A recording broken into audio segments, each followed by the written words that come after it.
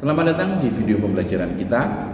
Pada kesempatan kali ini kita akan membahas satu topik penting dalam pelajaran agama Katolik, secara khusus kita sebagai orang Katolik yang tinggal di Indonesia, yaitu topik moderasi umat beragama dalam konteks ajaran Katolik.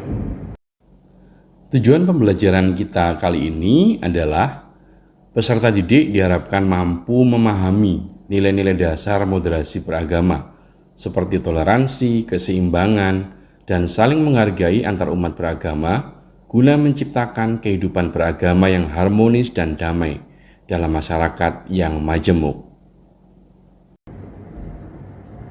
Moderasi beragama berarti menjalani iman dengan cara yang seimbang, tidak ekstrim, tidak berlebihan, dan juga tidak terlalu berat sebelah. Dan tentu saja kita dalam moderasi beragama kita belajar toleransi. Moderasi beragama berarti menjalani iman dengan cara yang seimbang, tidak ekstrim dan tidak berlebihan, tetapi penuh dengan pengertian. Dalam agama Katolik ini berarti kita mengikuti ajaran gereja dengan bijak, menghormati perbedaan dan tidak memaksakan pandangan kita kepada orang lain.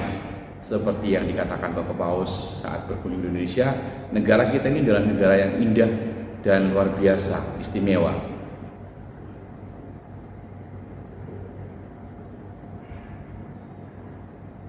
Gereja Katolik mengajarkan bahwa kita harus hidup sesuai dengan ajaran Kristus.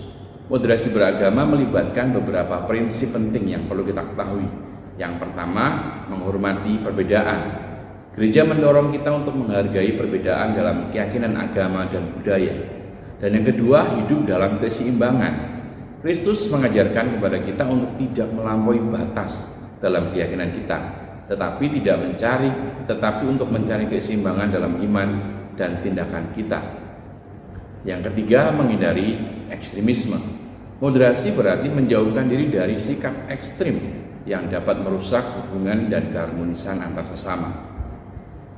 Berikut ini adalah salah satu contoh ekstremisme yang terjadi di Situbondo tahun 96, di mana gereja-gereja dibakar.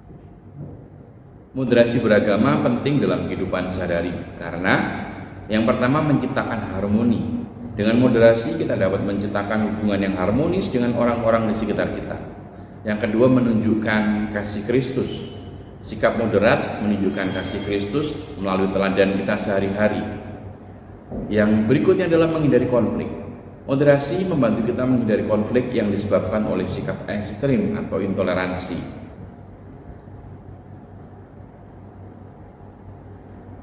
Salah satu hal yang bisa kita bangun dalam menjalani moderasi beragama antara lain, yang pertama kita bisa melakukan kegiatan lintas agama.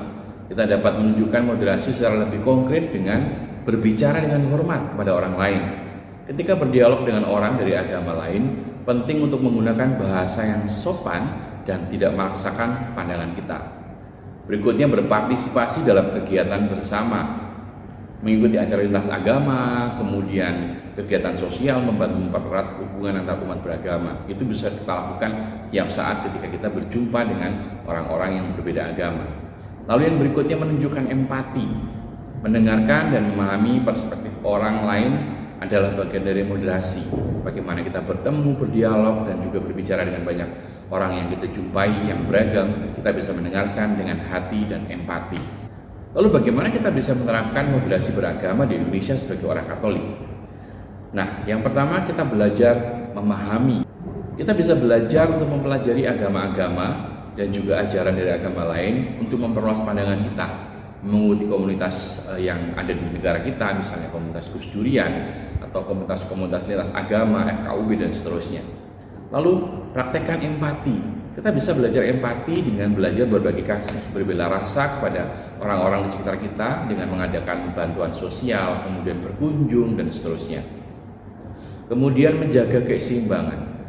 Kita belajar menemukan keseimbangan antara pribadi orang lain. Kita bisa bergaul dengan banyak orang agar kita bisa semakin memiliki keseimbangan hidup dan juga belajar memahami orang lain dengan lebih mendalam. Berteman dengan siapapun tanpa melihat latar belakangnya. Kita bisa bergaul dengan banyak orang untuk memperluas jaringan dan juga kehidupan yang lebih baik.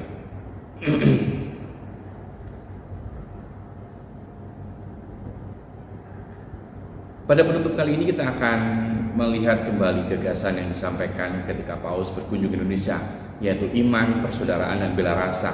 Dari 3 poin ini kita bisa belajar bagaimana moderasi beragama membantu kita untuk semakin beriman, semakin juga bersaudara, dan juga berbela rasa kepada mereka yang terpinggirkan, yang miskin, dan juga mungkin berbeda dengan kita.